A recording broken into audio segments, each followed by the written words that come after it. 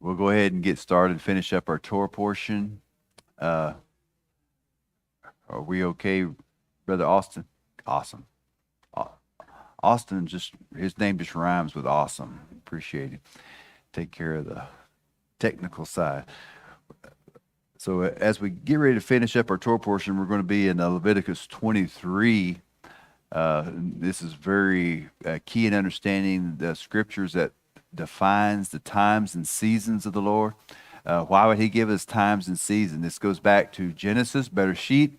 He said he set the sun, moon, and stars for signs and for seasons. The sign Ot, which is in English we'd kind of say a beacon or something to get your attention. To kind of like you go to a stoplight or train track, you'll see them lights flashing.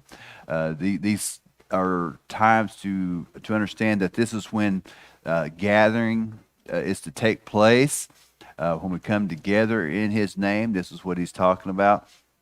He said, where two or three are gathered together in my name. Remember, two or three has to do with establishing. In other words, when we come together and we got our mind made up, and he said, I will be in the midst. How many came with their mind made up today? I think he was here. I think he is still here. And this has to do with establishing his presence upon the earth. So we are the traveling, like Paul says, your body is the temple. There's the tabernacle, the sukkah of the Holy Spirit. So we are the place to where we make room for him. You're the first and foremost. Sometimes we get worried about somebody else, but first and foremost, judgment begins where? At the house of the Lord. So whenever we begin to receive him and hunger for him, this is the first place he's asked us to prepare for him. So this Torah portion, we're going to be in Leviticus 23. And what day is Shavuot this year? Sister Jamie? June. It's on Shabbat. June 3rd. Begins June 3rd. June 4th, which is, she don't know. She said, she's seeing how many likes she got on her profile. No, I'm just kidding. She's posting selfies. No, it's Shavuot is the 4th of June, and it is on Shabbat. So what we'll do is we'll have Shabbat service like we normally do, and then we'll have dinner here. Is that right? We'll have a Shabbat dinner here, and then afterwards that evening we'll have Shavuot. Does that sound okay? Wife says it doesn't matter. We're doing it anyway. No. It's kind of how she talks to me. But whenever we look at she knows I'm joking. Whenever we look at these times, seasons are very key in understanding. These were the times when the nation of Israel would gather together, and everyone would come to Jerusalem, and this is where the scrolls would be brought out, and this is where the word would be read. If you read Nehemiah and Ezra, that this is when they would come together to hear the word of Yahweh. So when you kind of grasp that, you kind of see what happened at Mount Sinai. The people gathered together, and then there was the word of the Lord was given. Now he began to speak to them and speak into them. And so that's what these times and seasons are for. What you'll see through history, that there has been very historical things that have happened, even in the natural, that actually happened on feast days. The problem is most people don't ever know when the feast days are, so they think these things are random or they're going from a different calendar.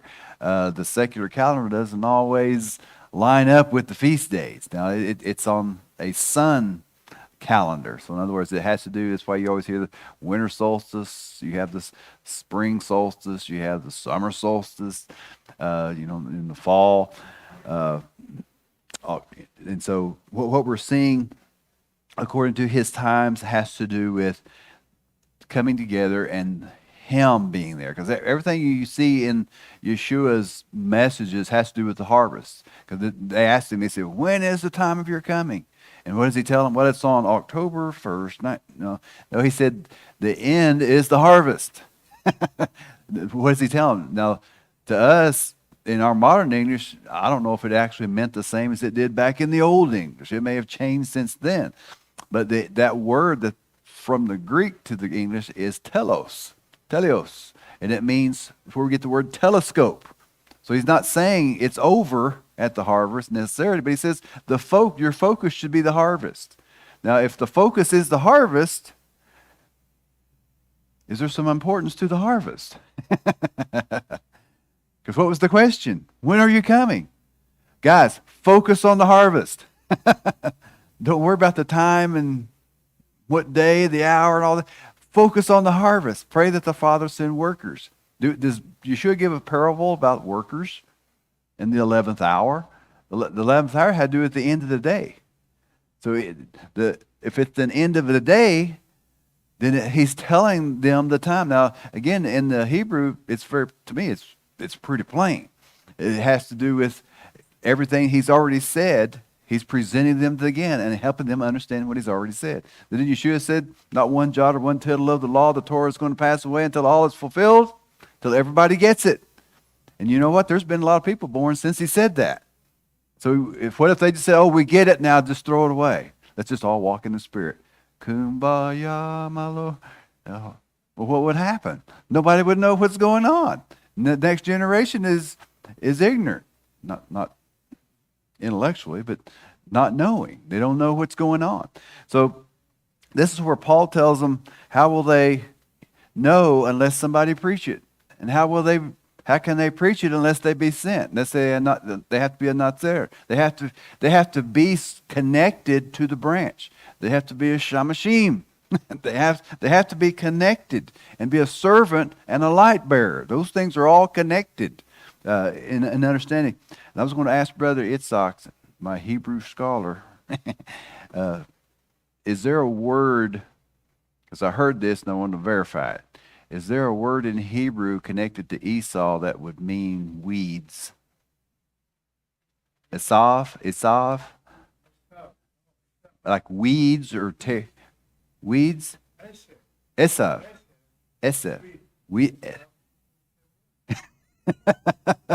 Esav is the word in Hebrew for weeds. Did I say that right? We'd say weeds or tares. Would that okay to say tares? He already knows where I'm going with that. But and see this Torah portion deals with intermixing. Because what did Esau do? He forsook his birthright. Esav. And so what Yeshua say? I'll separate the wheat from the tare. And when you look at who Edom is, who's Edom? It's red. One of the difference in spelling of Adam and Edom is Adam is the Aleph, Edom is the ayin. To see. They look, whatever looks good. to see blood. In other words, he's connected to blood. He said he was a mighty hunter. In our days, we'd call him a politician. He draws big crowds. And he knows how to speak. He knows how to get people to follow him. That was Nimrod. Nimrod could throw a party, and everybody liked to go to Nimrod's party. Because it was anyway. But whenever you had to do with tantalizing the flesh, affecting the flesh. And so this is where Esav, the weeds, because you might remember this, if you've ever studied who Herod was. Who's Herod? King Herod during Yeshua's time. What did he want to do when he heard a Savior was coming? He killed all the babies. He had all the babies killed. Why is he killing all the babies? Because he's supposed to be king. Herod is king of the time, but he hears that the true king's coming, so let's kill him. What happened when Jacob and Esau are born? It says Jacob has a holt of Esau's heel when he comes out. Edom is red. Again, in other words, they want the birthright. Herod wanted Yeshua's birthright. He wanted it. Now, at the same time, he wanted the kingship. He wanted the authority. He didn't want the obedience. And so this is where the difference between, and especially when it comes to these appointed times, you're going to see a separating from Edom, Esau, and Israel. This has to do with, this is why the appointed times are so important to understand. It's not our times. It's not. We didn't make them. We didn't make them up. We didn't write them down. He did. These are his times. It has to do with obedience, and because 3 times a year all the males had to appear: Passover, Pentecost, Shavuot, and Tabernacles, Sukkot. So they had to be there. Why? Because they're supposed to be the heads of the family, and they're supposed to be, because that's where the word's given. So they're supposed to bring it back and teach their families. So the principle that we see in the New Testament, the Brit Hadashah, really hadn't changed. We're just seeing it applied in the way it was supposed to be applied from the start. And so this is why Yeshua, he comes. Now the prophecy is in Isaiah when he said, I will send fishermen. Israel was scattered. He said, I'm going to send fishermen, and they will bring Israel back. And guess what Yeshua does? Where does he go? He goes to the Galilee. He goes and he gets Peter. He's a what? He's a fisherman, because he knows how to go hunt. He knows how to gather. He knows how to deal with people. He knows how to get the job done, so to speak. So he has that call on his life, because Peter, first of all, how many times did he deny Yeshua? How many times did Yeshua ask him if he loved him? You see Yeshua bringing it back, Yeshua fixing by his words. He's fixing that relationship, because everything that he knew was going to happen, he's already putting into Peter. Peter's like, I'll never forsake you, Lord. He's probably got his sword out, sharpening his sword when he's saying, I'll never forsake you. But Yeshua knew he meant well, but he knew he wasn't going to be able to do it. So he's like, Peter, do you love me? Yes, Lord. Feed my lambs. Do you love me, Peter? Have I? Yes, I do. Feed my sheep. Do you love me, Peter? Yes, Lord. You know I do. Take care of my lambs. So he's 3 things he has to do to establish him. You see this in the pilgrim feast. It's to establish the men, that they take their place in the calling that they have, to teach the families. That's a picture of the wheel within the wheel. You got the feast days, you got the Shabbats. You got the nation of Israel, you got the family. Everything the enemy will try to do is try to destroy the family. That's what he's doing right now, trying to re-identify everything God said what it was. Because everything that he lays out as far as his word goes in creation, they're connected.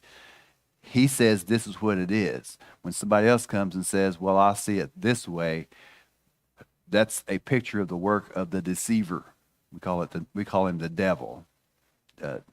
In Hebrew, the Hasatan, Beelzebub.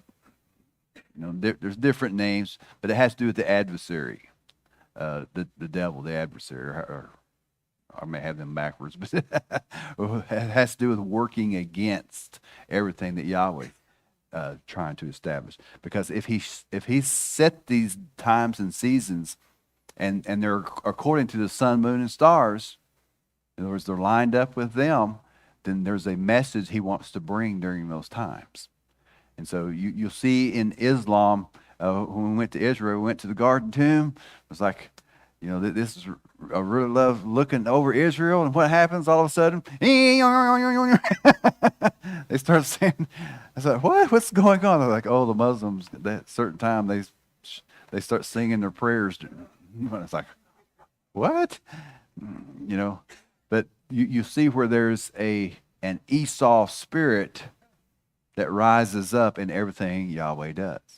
So this is why he says to recognize that the true times that he's laid out are all about his authority. Now, if your boss says show up at 9 o'clock, we're working from 9 to 5, and you decide that I'm not feeling it, maybe 11ish, I'm going to come in and I'm probably going to leave at 1 because I just feel like I need a nap. Well, how long are you going to be working there? What does that say about the authority that he has over you? It means that he does not have any over you. And so this is what the feasts establish.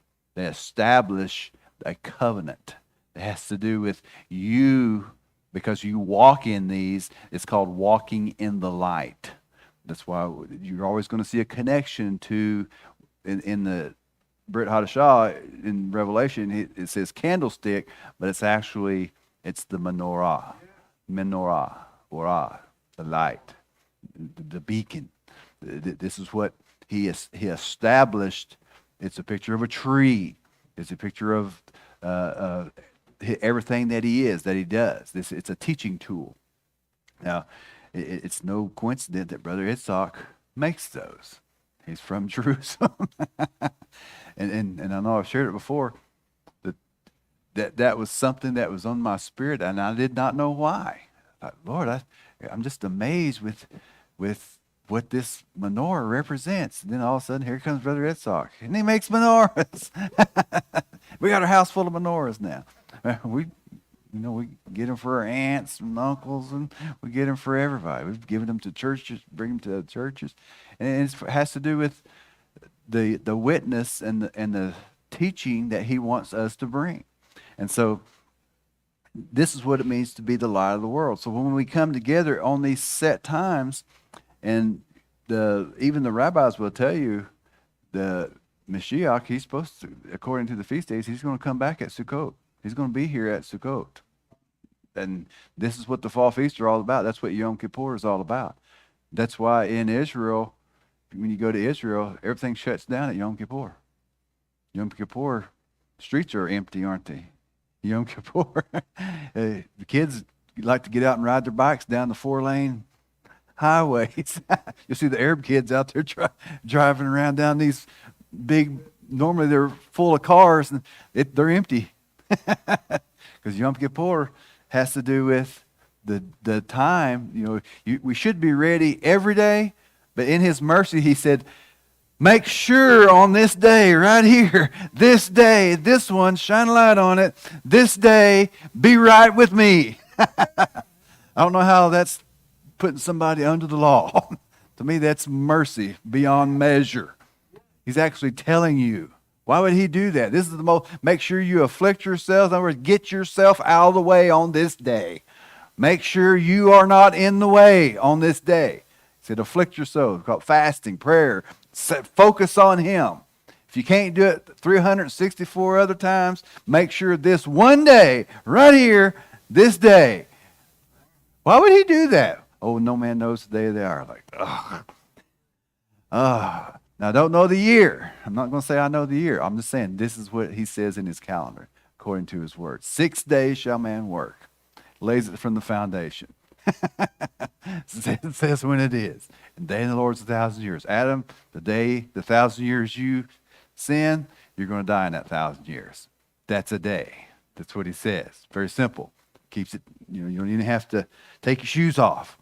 All you can do is look at his word, and he makes it very plain. And so these in Leviticus 23, chapter 23 of Leviticus, Vayikra, verse 1, says, and Yahweh spoke to Moshe. Speak to the children of Israel, say to them the appointed times of Yahweh, which you are to proclaim as set apart or holy gatherings. My appointed times are these. 6 days work is done, but the 7th day is the Shabbat of rest. Wait a minute, he's talking about set times. What's that got to do with Shabbat? It's a set time. So he says, you're to proclaim these, teach this to the nations. As a matter of fact, this is why we call it part of the 10 Commandments. It's actually the Devar Elohim. It's the 10 words. It's in the text, it actually will say the 10 words, 10 Devar. We call them 10 Commandments, but in English. But it's actually the 10 words. And the very first one is, I am Yahweh your Elohim. Like one guy used to say, if you don't get that in Bereshit, that in the beginning Elohim created the heavens and the earth, if you don't get that God is smarter than we are, you're in big trouble.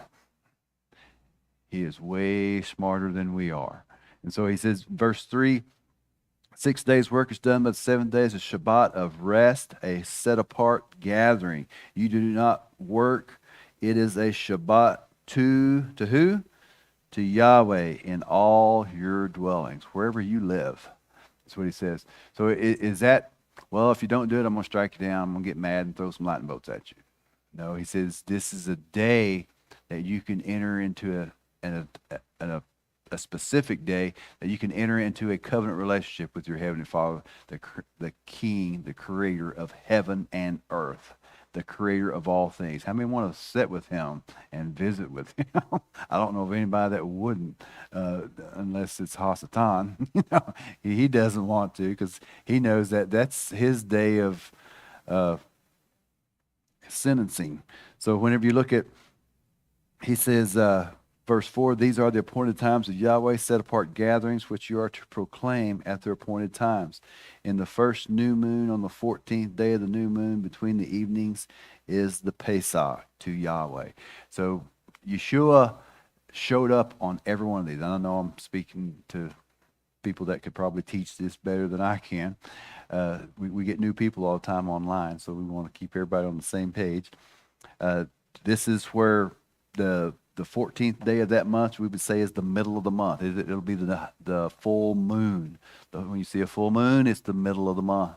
And so this is on the 15th day, verse 6, and on the 15th day of this new moon is the festival of Matzah to Yahweh. 7 days you are to eat unleavened bread. Here's the second feast.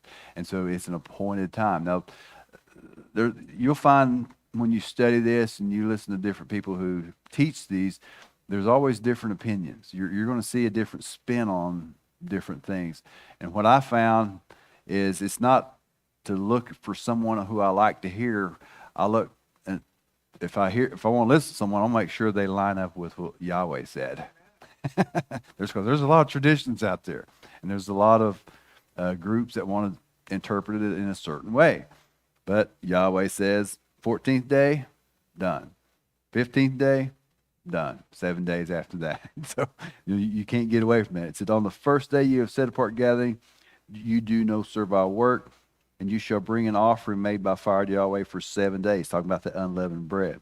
On the 7th day is a set apart gathering. You're to do no servile work. So you're seeing what Shabbat is all about. Did he say that Shabbat is a day of rest? So when he talks about the feast days, he says you shall rest.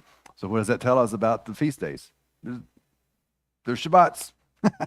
It's not just a 7 day. It has to do with entering into the rest of Yahweh. A rest, in other words, a time of personal connection to your Heavenly Father. Who doesn't want that? Why wouldn't anybody teach people about that? Why wouldn't anybody want to bring that out to people? And so he says in verse 9, it says, Yahweh spoke to Moshe, saying, speak to the children of Israel, and you shall say to them, when you come into the land which I have given you. You have to remember, when he's telling them this, they're still in the wilderness. So they haven't got there. He's giving them instruction for things that are going to happen years later.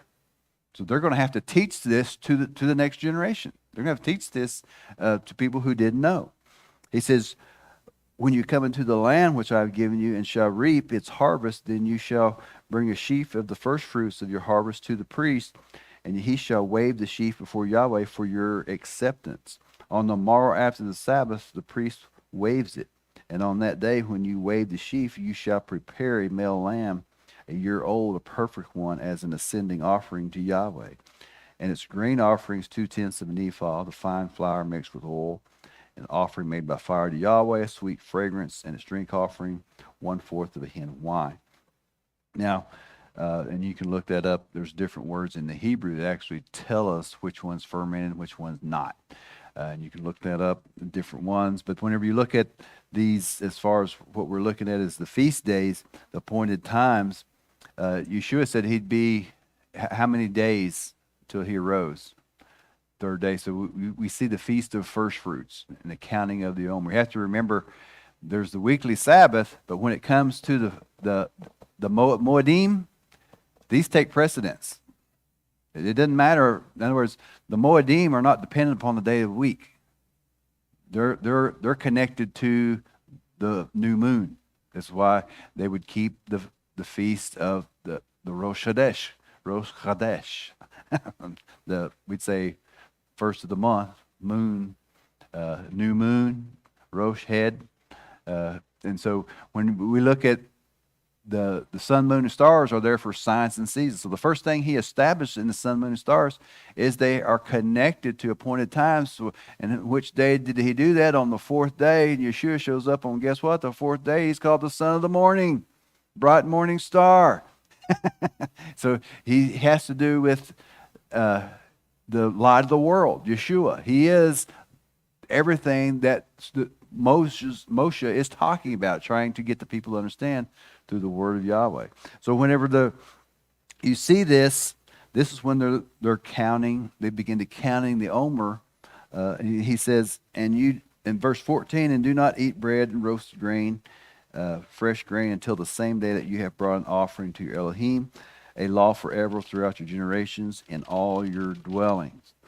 It says, and from the morrow after the Shabbat, from the day after you brought the sheaf of wave offering, you shall count for yourselves 7 complete Shabbats. And so there's different interpretations. Different groups will tell you that you have to wait. In other words, if Passover comes on Tuesday, then you have to wait till after that coming Shabbat before you count the Omer. Some people do that. The Hallel, I don't know if all you are familiar with Hallel and Shammai, that basically Hallel connected Pharisees, trying to keep it short, Sadducees, Shammai. And so they had different interpretations that they followed. But if you go to Israel now and say, why do you, because they keep according to the third day. And it was right after unleavened bread is the first day of first fruits. And so they start counting from there. And remember, when I first looked into it, somebody had asked one of the rabbis, why do you keep the counting like you do? And they said, he had a simple answer. He said, well, the Sadducees waited till after the Shabbat. The Pharisees did it like we do it. Sadducees don't exist anymore, so we're going with the Pharisees. The way they did it. Keep it simple. Sadducees don't exist anymore. And that's what they did. So anyway. But he said, to understand these times, they are Shabbats. They are, and you'll see different translations, different people's interpretation. I'm not hating on anybody. I'm just saying this is what it is. Yeshua said 3 days, so I'm more apt to go along with what he said. First fruits, your rows. It had nothing to do with the day of the week. It had to do with first fruits, counting up unto Shavuot. And so, until the morrow after the seventh Sabbath, you shall count 50 days. Then you shall bring a new grain offering to Yahweh. And one thing you'll find is that as far as the feast days, they can fall on different times of the week. Sometimes unleavened bread may be on Friday and Saturday actually be first fruits. Or there's different times these things happen. You can actually look them up on calendars now and find out when they actually have happened, even through history if you wanted to. Verse 17, bring from the dwellings for a wave offering 2 loaves of bread of 2/10 of an ephah, of fine flour that are baked with leaven, first fruits to Yahweh. Wait a minute, here's leavened bread. I thought we just got finished with unleavened bread. This is why in the Hebrew, leaven means to expand. Paul says puffed up. It's translated in our English. Because he said, you are leaven. What is he talking about? He's talking about increased. There's a good way to increase, and then there's a bad way to increase. This is what he's talking about. So in Hebrew, it has to do with an action taking place. Because here at Shavuot, there's going to be an increase. He said, now you ate unleavened bread, which represented you're not being arrogant, you're being humble, and you're being obedient and just doing what I ask you to do. And now, because you did, 50 days later, there's going to be an increase. This is what we call it Pentecost, Shavuot. You'll see where, anybody remember when 3,000 died in the Old Testament? I don't like to call it the Old Testament. Was there 3,000 that died somewhere? Well, what happens at Shavuot? 3,000 get saved. So you see, Yahweh said, "Behold, I'll make all things new." Even though the enemy lied, deceived, Yahweh's always, Yeshua, He always comes that we have life and have it more abundantly. Even though you see where Job, he lost everything, but he got doubled back everything that he lost. See, when the enemy wants to tell you you've lost everything, you just need to throw in a towel and just give in, and just, if you can't beat him, just join him. No, Yahweh's got a blessing that's greater in measure, and it'll outlast anything that the enemy could ever steal from you. Matter of fact, when you really understand what the enemy really is doing, if you'll listen to Yahweh, he's actually causing you increase. You don't believe me? Ask Israel. Netanyahu said, "Oh, the Arabs are coming after him." No, he didn't say it like that. The Arabs like, "We're going to push you into the ocean." He's like, "Oh no." Please don't come after us. We're going to have more land. Because every time the enemy comes after them, they increase more land. That's what, when you understand the whole point of Hasatan, and most people don't get that, so you got to watch out which table you eat from sometimes. Because some people, "Oh, Satan, he's evil, he's powerful, he's got all the," like, shush. There's one's got more power than him. Who created him? Who has control over him? He can't do anything unless he lets him. And if he lets him, that means he knows you can overcome him. That means have you considered my servant Job? Eof. So here's the message in the appointed times that has to do with coming into and understanding through his seasons that you have met the appointed times. You've obeyed him in faith, because faith without works is dead. But can you please him without faith? No. So he gives you something to do so you can actually obey him and step out of faith. And it's very basic. This is what the feasts are. So whenever you show up, you're saying, "He's my king." He's my Abba, like what brother said. He's not just a religion. He's not just some system I want to follow, but he's my personal Abba.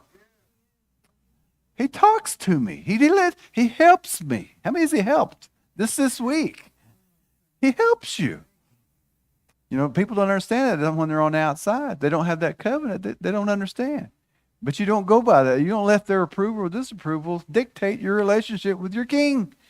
Your king is there whether they like it or not. Your covenant relationship is there whether they ever understand it or not. It has no bearing on anything.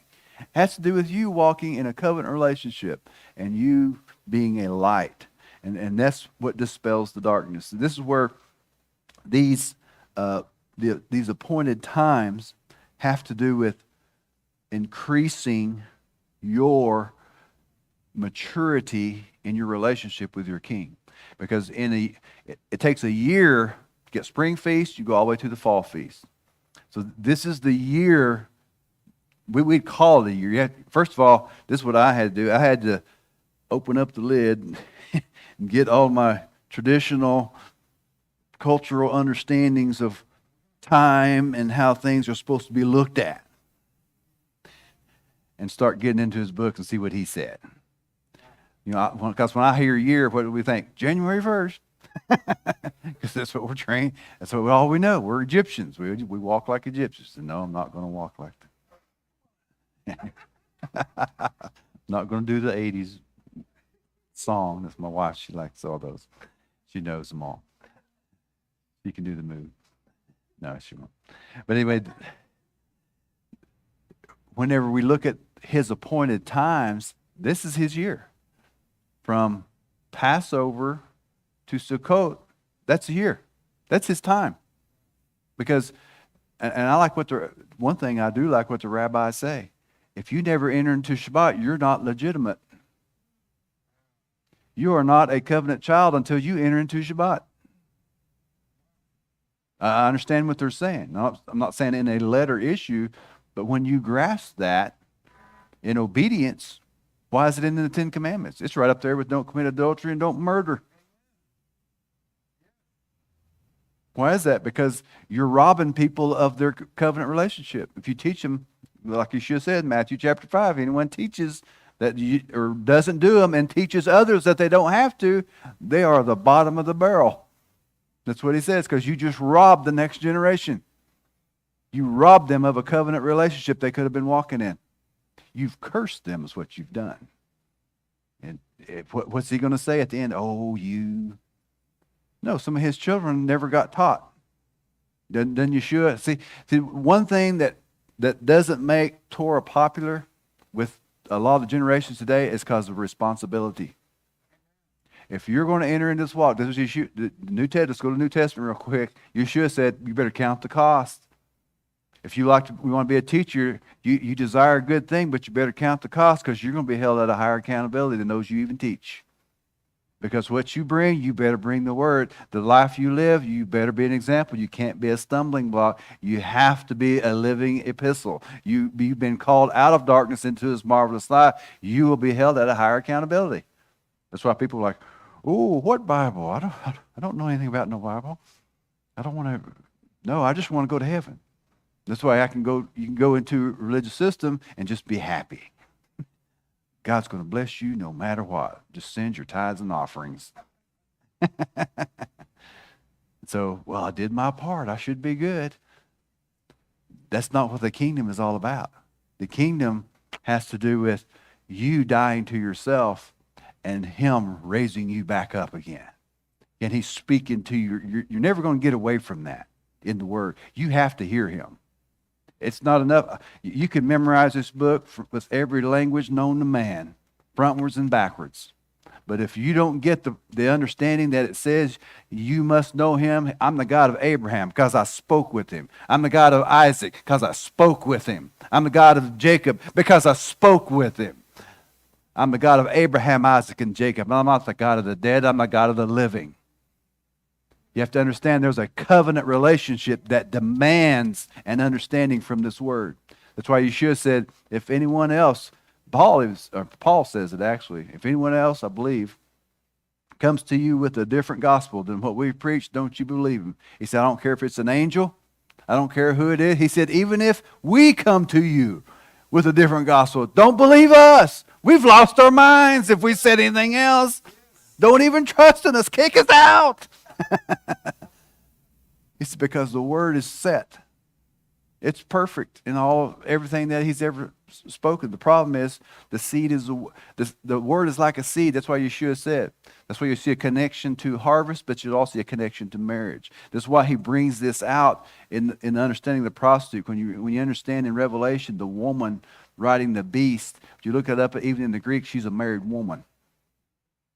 And again, you have to understand the Hebrew mindset that a woman, a wife, is supposed to receive the seed of her husband. So she's taking multiple seed. So it says she's a harlot. It's a picture of taking every doctrine around, accepting doctrine and saying, I'm still going to go to heaven. Mixing what is holy with the profane. It's a simple message. It has nothing to do with people's past lives. Everybody can be forgiven. That's not the issue. That's not what he's talking about there. It's not a physical thing. It's a spiritual thing. Because either Yahweh Elohim, either his word is true or it's not true. Either everything he said is absolutely true, it's been true for eternity, it will be true throughout eternity, or it's never been true. And I'm here to say it's all true. What I see is people need to really meet the true Yahweh Elohim. Because I promise you, when you truly, I've heard people say this, and I'm not taking, this is just me, my experience. That's all I can say. It's been my experience in his presence, his power is off the scale.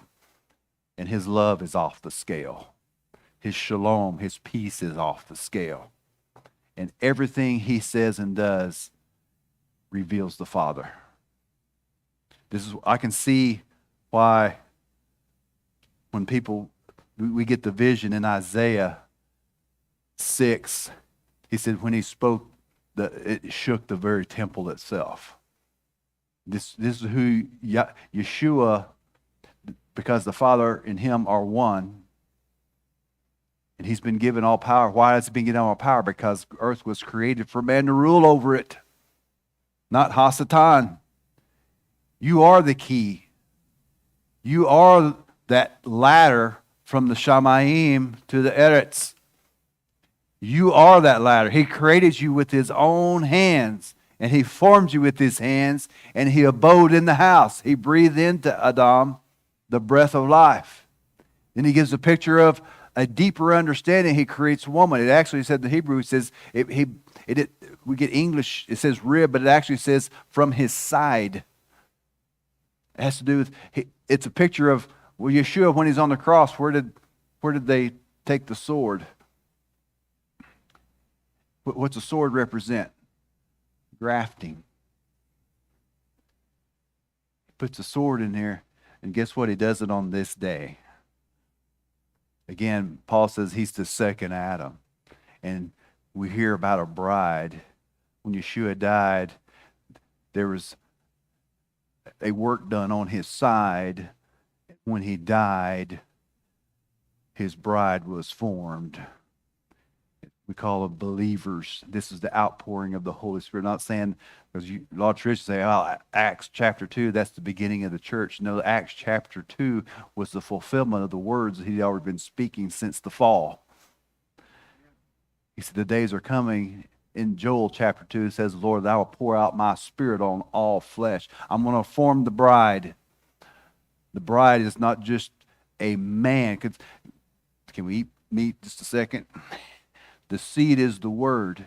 Again, it's not just seed and plants. The seed has to do with biology, and the seed is the word. He said the seed is the word, and Yeshua is the word made flesh.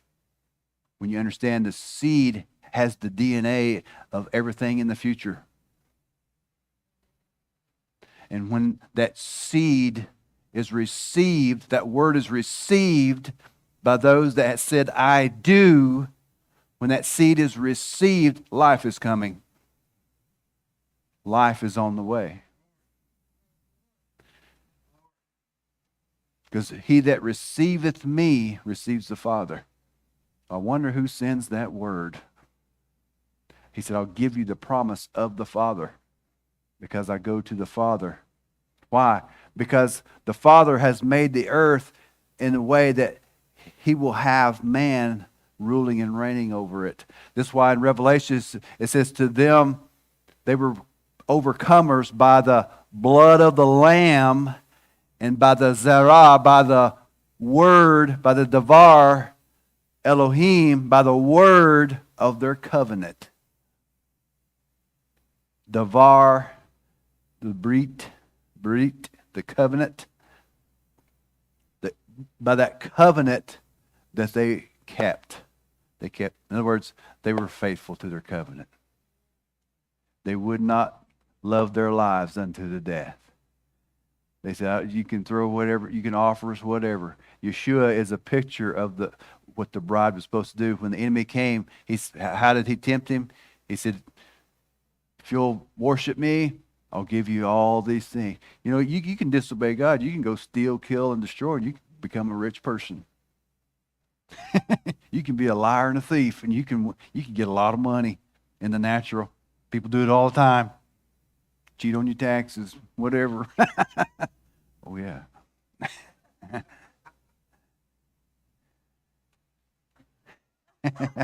Not that she cheated. We've got some business stuff we've got to take care of. Anyway, but whenever we begin to obey him, he said, it is written. Notice Yeshua didn't say, well, I think, I've heard my preacher say, I've heard my favorite pastor or evangelist or rabbi, I've heard my favorite cult leader. I can't say that. He said, it is written. Father's already said it. And that's what I'm standing on. Just because I don't fully, no, he didn't say that, but just because we don't fully understand everything that he said doesn't mean that his word's not true. Everything is true because he says it is. Now, everything that he tempted Yeshua with, Yeshua was faithful. He stayed true to the covenant. And so when we look at these different offerings, and especially when it comes to Shavuot and the feast days, you'll see that there's this, and we'll skip on down to verse 23. Leviticus, Vayikra 23, verse 23. And Yahweh spoke to Moshe, saying, speak to the children of Israel, saying, in the 7th new moon, on the 1st day of the new moon, you have a rest, a remembrance of Teruah, a set-apart gathering. What's Teruah mean? We just did it this morning. It means the sounding, the blowing of it, of the trumpet. Paul says we shall all be changed in a moment, in the twinkling of an eye. There's only one time a year. Yeshua says the end is the harvest, the fall feast. This is the end. This is the focus. This is what you should focus on. You know, how many times does he have to say it? How many ways does he have to say it? And so this is where you don't follow doctrines of men. You follow Yahweh Elohim. He says, should we obey man or obey Elohim or obey God? You know, this is where if his word's true, it's true. He says, verse 25, you do no silver I work, you shall bring an offering made by fire to Yahweh. What does it mean, made by fire? It means sincere, holy. When you burnt the offering, he said burn it totally. Burn up entrails, burn up the hooves, hair, everything. That means total commitment. That was one of the simple messages of entirely. It means total commitment. By fire means sincerity, because our God is a consuming fire. So it has to be true. It has to be real, connected to him. And so in verse 26, and Yahweh spoke to Moshe, saying, on the 10th day of this 7th new moon is the Yom HaKabarim, the day of atonement. It shall be a set-apart gathering for you, and you shall afflict your beings and shall bring an offering made by fire to Yahweh. Why are they having to bring an offering? What's the offering got to do with anything? Are you trying to bribe him? Are you trying to ease his anger, appease him? What's going on here? In our culture, we don't understand it, but we kind of do. We just don't call it that. It has to do with bringing a person a gift and having to do with building that relationship, having to do with restoring a relationship, having to give them something in order to bring joy to them. In other words, there's a relationship, there's a back and forth here. It shows respect, shows honor, shows love, shows giving them something. So this is the whole understanding of the offerings of what they were all about. And that's why Paul says, to present yourselves as a living sacrifice, holy and acceptable unto Yahweh. In other words, dedicate your life to him. Just live for him.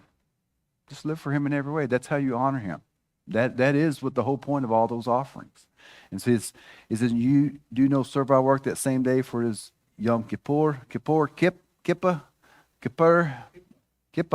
Brother It's got a kippah on. It means to cover. I think when we read Golgotha, the place of the skull, it's kippah. It means the head, to cover. And so people are always looking for a skull over there, but it literally means the counting. These teachers, they get kids on the bus. You know what they do? 1, 2, 3, 4. As they get on the bus or coming to class, we used to take class trips. 1, 2, 3. It means the place of the counting. It's a picture of a gate, especially during Yeshua's time. There, when you look east from the Temple Mount area, there used to be a bridge went all the way across to the Mount of Olives, because that's Gehenna. That was the trash dump down there. And so remember, Torah, you can't touch a dead body, right? The priest can't touch it. Well, he's got to go offer the red heifer, so they had a bridge that went across there. He could go to the Mount of Olives. And it's interesting because that's Yehuda's territory. That's where Yeshua, by bloodline, that's his land. And they offer a red heifer. And so we don't have time to get into all that, but this is where the covering Day of Atonement it has to do. This is when first time Moshe goes up the mountain and they do the golden calf thing, and Yahweh makes atonement for them, and he comes back down. So it's a picture of the Day of Atonement. Because they remember Yahweh said, just come here, I'm just going to wipe them all out. I'm going to start all over with you. And then Moshe, this is the whole thing where it's so important to understand his word. Even in Moshe, even in the called out ones, it's very important to hear his word. Because the very people he told him to come out, he interceded for them. Sounds good. He got what he wanted. But those same people cost him from going into the promised land because he got angry at them. He said, this people that you brought out, first it was, don't kill them all. You blot me out if you want, if you're going to blot them out. Sounds good. But he doesn't have the depth of understanding that our Heavenly Father has. That's why he said, what he's really saying when he said, come out from amongst them, I want you to go into the promised land. But he wasn't seeing that far. He was seeing the situation. Meant well. You can mean well and be flat wrong. That's why it's so important to hear his word. Because when he said it, there was results from not obeying his word. Moshe, he said, I'm going to let you see it, but you can't enter in. Because the very people that I told you to come, that you interceded for, you got mad at them, and you profaned my name in front of them. Because I told you to speak to the rock, and you didn't want them to get that revelation, so you struck the rock again. Because it worked before. And because you profaned my name, I can't let them go in there thinking that I'm going to let them do just whatever they want. So they've got to understand there are consequences for disobedience. You can't go in. He said, I interceded how many times? The Bible says, he said, Moses asked him. Finally, the Lord said, enough. Stop asking. It's not going to happen. So there's consequences for disobedience. So he says there's a gathering. This is the 10th day of that month. So you have Yom Teruah, the sound of the blowing.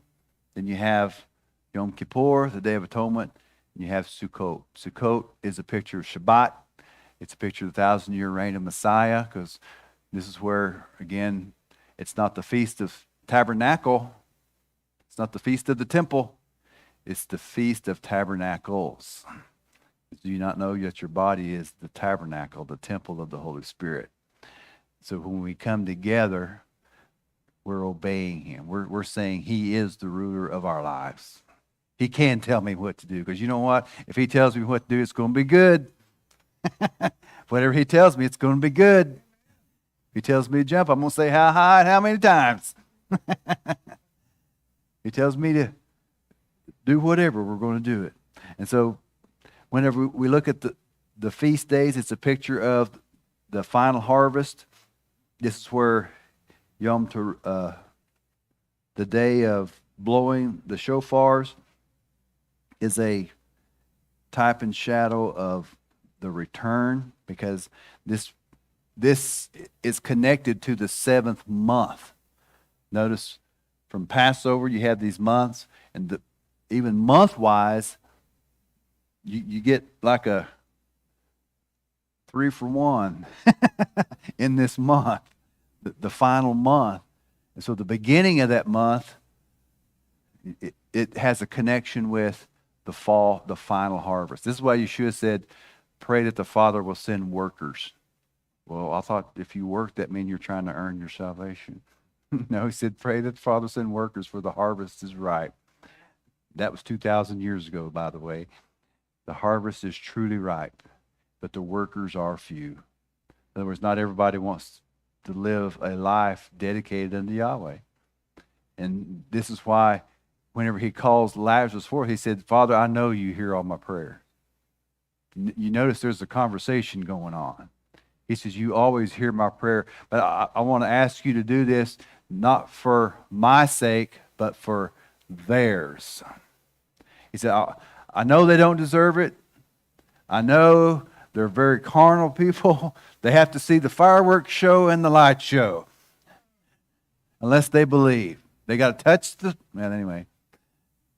But he said, for your glory. You know what? The Father always gives the Son what he asks for. That's a picture of binding and loosing.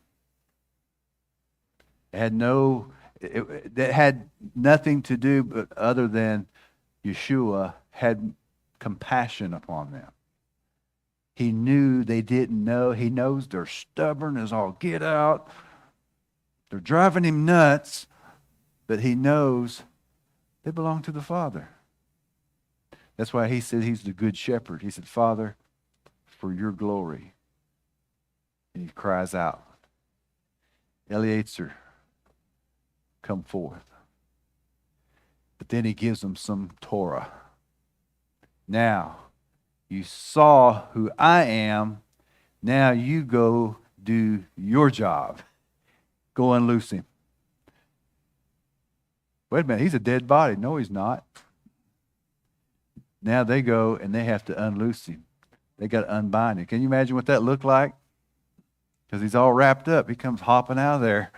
Here comes Eliezer. Here comes Lazarus. Brrr. If my brothers, he'd be, who did this? You know.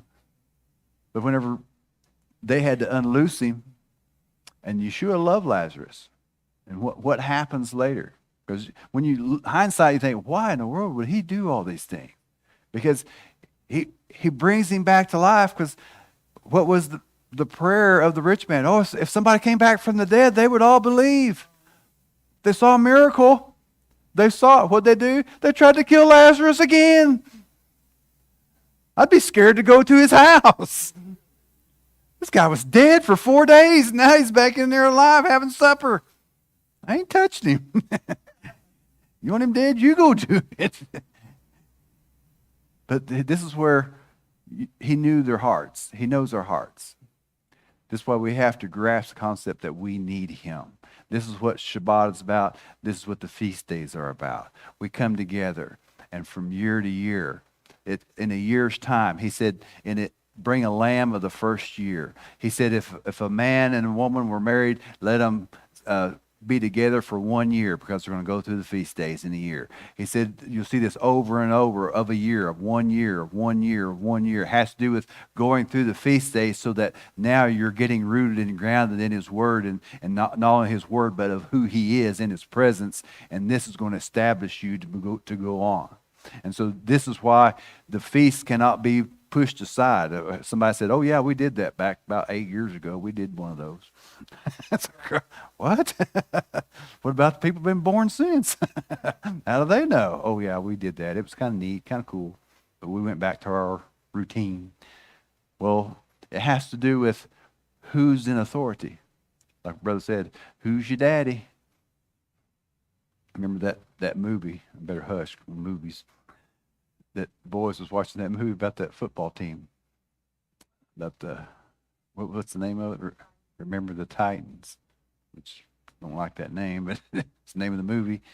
And it was historical, actually. I guess the base story had happened, but these boys, they were having to play on the first school football team where there were blacks and whites before they were segregated during that time. For the first time, this school they had to play together, and it was a battle for them. And they had the first black head coach, and this big boy. He's a white boy. Nothing against white or blacks, either one. This was just a movie, but he comes to the coach and he said, "I just want to let you know I'm the best football player you got. I'm the only All-American on your team. If you want me to play, this is how you're going to do things." He starts naming, we're going to play this and we're going to play that. This one, we don't need your guys on this area. We're going to take care of it. Coach listened to him. He said, he gets over in his face. He goes, "Is that your mom over there?" He goes, "Yeah, that's my mama." He said, "Well, I'm going to tell you something. You're going to play on my team.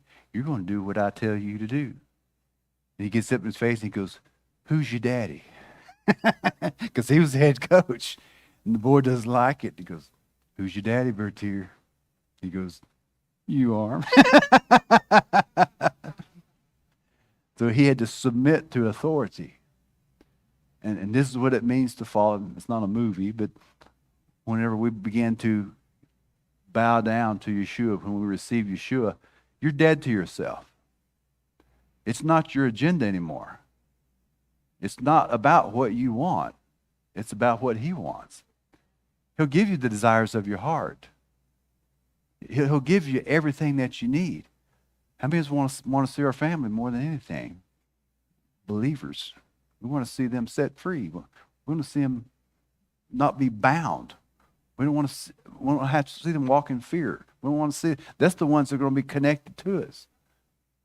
I want to see all of Brother Itzhak's family, believers, on fire for Yahweh, setting the captive free, going through, paving the way. I want to see everyone, Sister Brenda, I want to see her family, her brothers, everyone connected to her, being a light. Everyone here. That's his call. That's many are called, but few are chosen. Everyone has been called to enter into that walk. Sometimes he pulls you out because he knows there's a need. Sometimes he calls Lazarus forth because there's a need. That's the loosing, binding and loosing of his word. It has to do with, we talked about this before, about understanding what it means to follow Torah. You do not let a life go by and try to keep the word. You do not let someone die and try to be religious. That is absolutely blaspheming the word of Torah. You preserve life because Yeshua said everything is hinged upon this, that you love Yahweh your Elohim and that you love your neighbor as yourself. You are the caretaker of this planet when you became a believer in Messiah Yeshua. The only place you could be in eternity is ruling and reigning with him. In other words, he sets the goal that we're doing what he's doing. Obviously, I'm not him. You're not him. But what he does is he says, this is what you shoot for. Don't you plane off. Don't you shut it down. Paul said, I press on to the higher calling. Ooh, I believe Paul knew some things. And if Paul says I press on, I'm pretty sure I need to press on. If Shaul, who walked in understanding Torah more than we have ever been taught in our life, and he still met Yeshua, and he knew the disciples, the Havarim, I'm pretty sure I need to press on to a higher calling while I'm here. Amen. Let's give the Lord a hand. Praise Yahweh Elohim. That really blessed me.